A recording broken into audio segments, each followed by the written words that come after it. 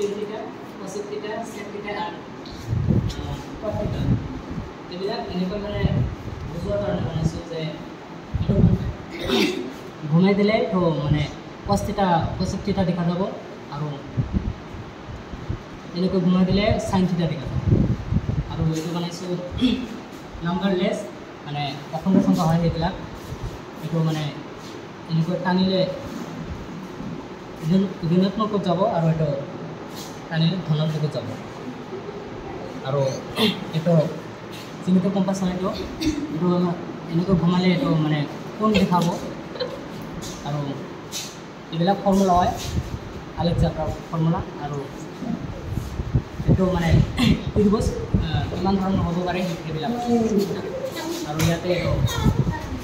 অংকন কৰা হৈছে এইটো মানে